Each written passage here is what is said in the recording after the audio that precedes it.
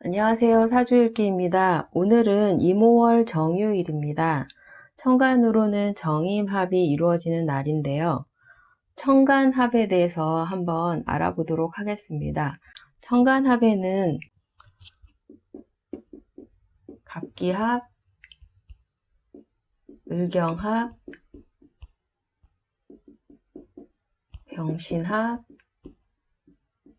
정임합, 무게합 이렇게 5가지가 있습니다.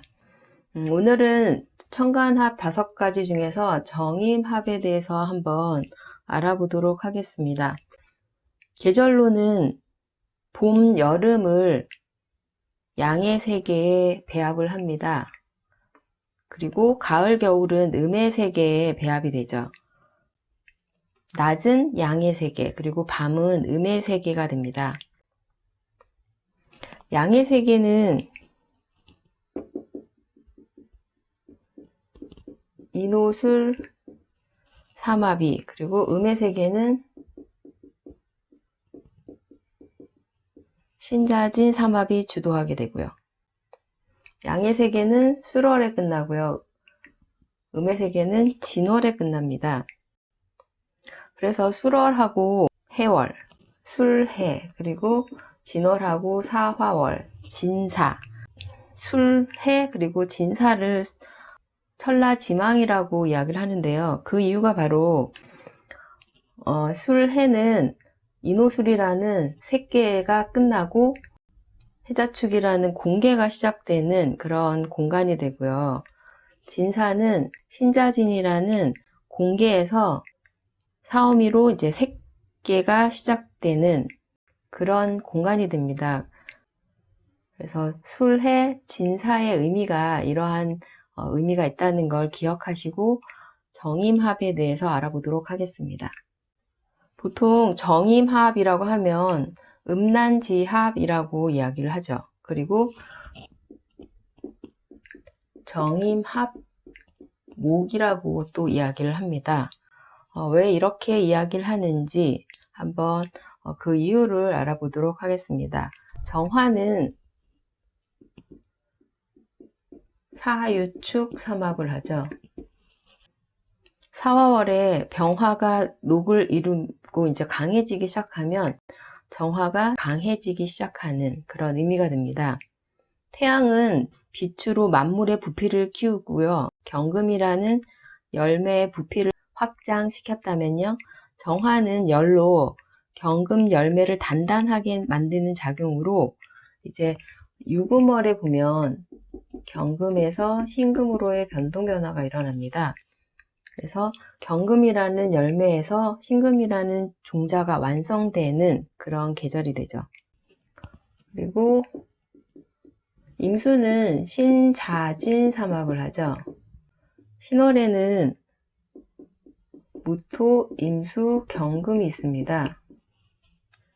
임수는 경금이 완성되는 순간 신자진 삼합을 시작하는 그런 모습이 되죠. 그리고 병화는 인오술 삼합을 합니다. 술월은 인오술 삼합이 마감되는 공간이에요. 양의 세계를 마치고 이제 음의 세계로의 변화가 일어나는 공간이 됩니다. 임수는 해월에 가장 강하죠.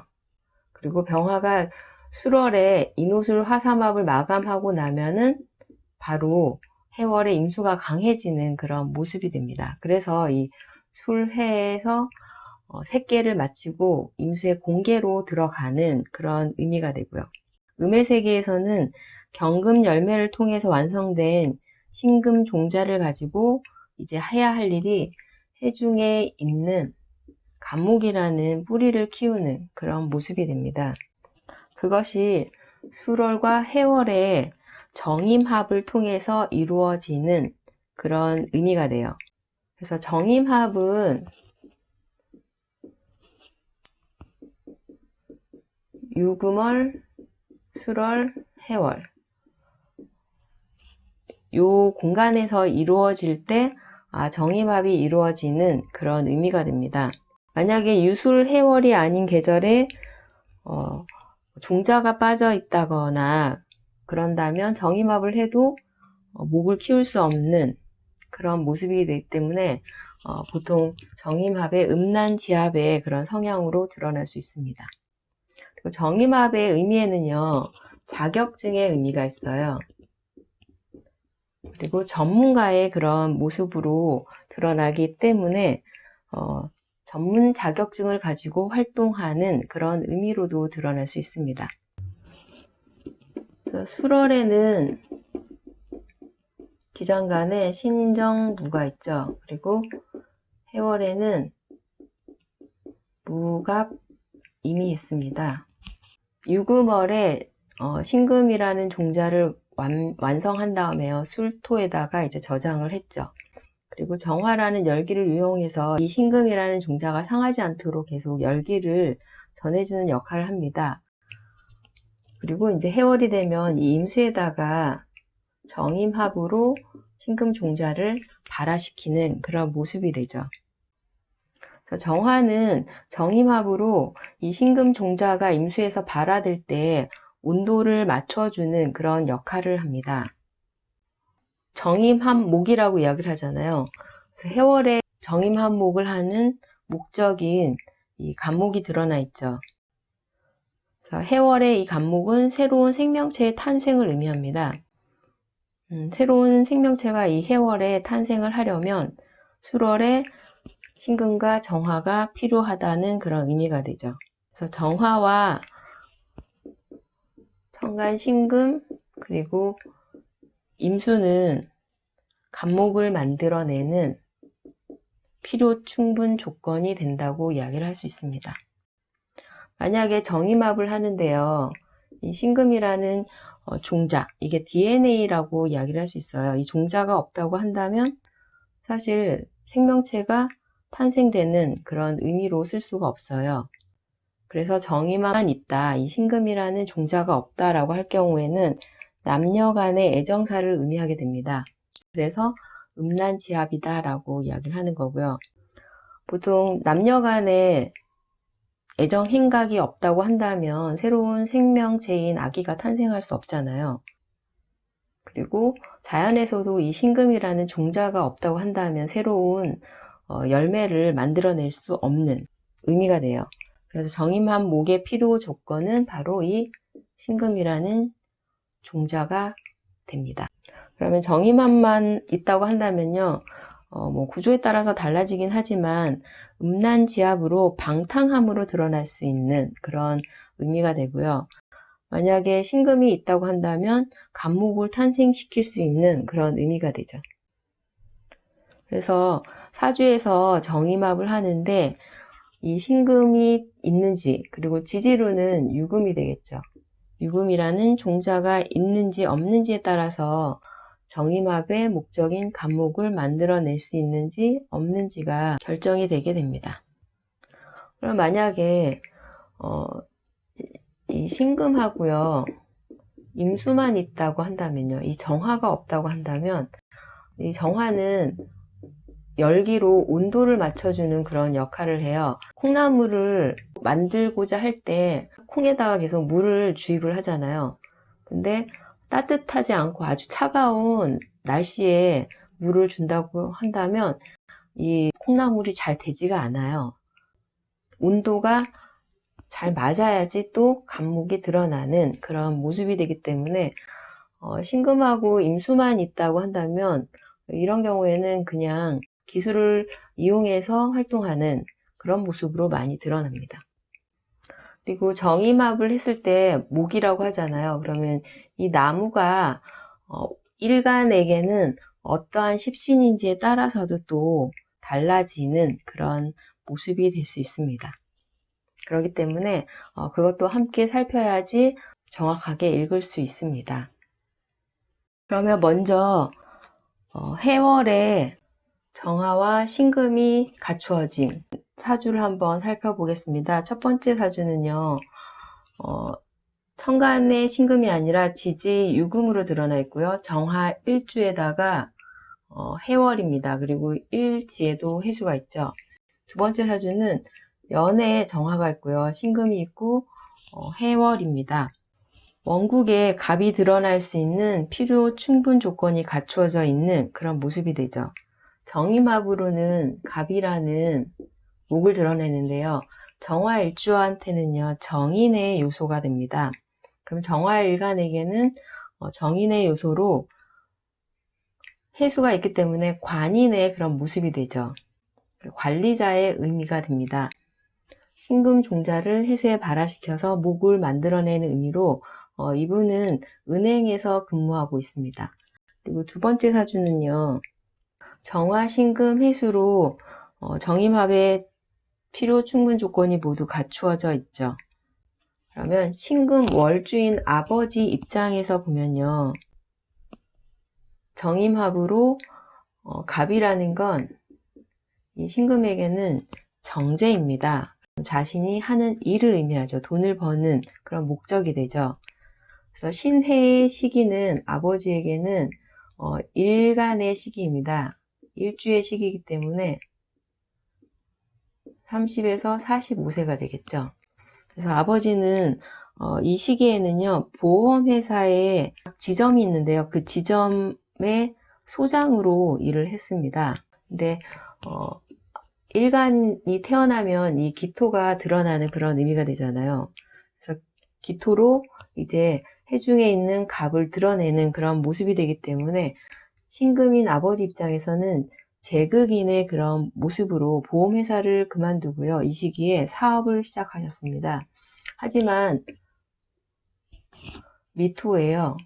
아버지 입장에서 미토의 시기는 이 해중에 드러나려고 하는 갑이라는 나무가 미토에서는 활동이 마감되는 그런 의미가 되죠.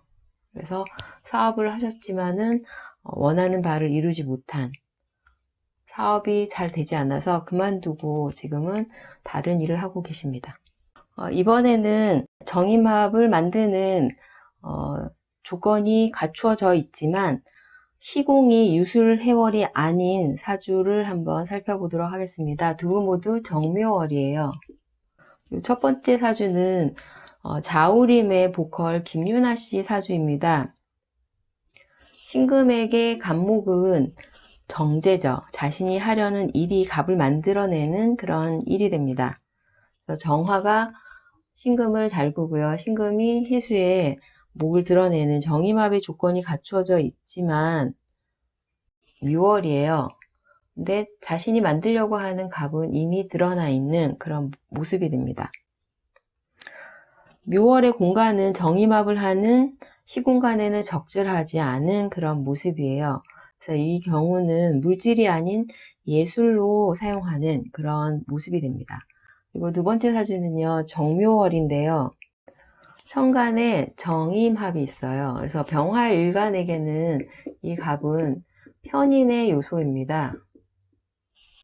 그래서 월주의 정화의 시기는 정임합을 자격증을 따는 그런 의미로 써서 어학을 전공하고 어학 자격증을 따는 그런 모습으로 써가지고요. 어학을 가르치는 일을 하다가 이 임수의 시기에 정임합을 하면은 이때는 편인의 요소인 정신세계를 추구하는 그런 의미로요. 명리 공부를 시작한 그런 모습으로 드러났습니다. 이번에는 정임합만 있는, 그리고 한 분은 운에서 정임합을 하는 경우를 살펴보도록 하겠습니다. 첫 번째 분은 원국에 정임합이 있어요. 이 정화는 임수인 정관하고 합을 해서 갑목인 정인이죠. 정인을 만들어내는 그런 의미가 돼요. 일단 정임합이 연월에 있기 때문에 이 의미로 자격증 공부를 하는 그런 모습으로 드러나는데요. 이분은 자격증 공부가 취미로 굉장히 많은 자격증을 가지고 계십니다. 그리고 이 정임합으로 갑이라는 정인을 만들어내기 때문에 이분은 공무원으로 재직 중이신 분입니다. 두 번째 분은요, 임자대운에 천간에서 정임합이 이루어지고요. 지지에서는 신자로 합을 하는 그런 모습이 됩니다. 그래서 원국의 이분은 관이 없어요. 관은 일단 여자에게는 남자를 의미하죠. 그래서 대운에서 정임합을 하기 때문에 정임합, 간목은 편관의 요소죠. 원국 자체에서 임수는 신중의 임수가 있습니다. 그래서 이 신중의 임수가 천간으로 드러나서 그러면 월과 일이 동한 그런 의미가 되고요. 신자로 합을 하는 그런 모습이 됩니다. 임수는 무토에게는 편재의 요소예요. 편재는 유흥을 즐기는 십신이기도 하죠. 그래서 정임합을 하기 때문에 정신적으로는 간목을 만들어냅니다. 그리고 지지로는 신자로 합을 하죠. 개인적으로 지인들과 함께 어울리는 그런 모습으로 드러났는데요. 일단 정화는 먼 곳이에요. 먼 곳에서 정임합을 하기 때문에 국내도 좀 자신이 사는 곳보다 먼 곳, 그리고 해외 쪽으로 돌아다니면서 정임합으로 나무를 만들어내니까 잔디 위를 돌아다니면서 골프를 치는, 그리고 유흥을 즐기는 그런 모습으로 드러났습니다. 그래서 이렇게 정임합이 있거나 대운에서 정임합이 오거나에 따라서 좀 달라지는 그런 모습으로 드러남을 알 수 있습니다. 오늘은 천간합 중에서 정임합에 대해서 알아보았습니다. 감사합니다.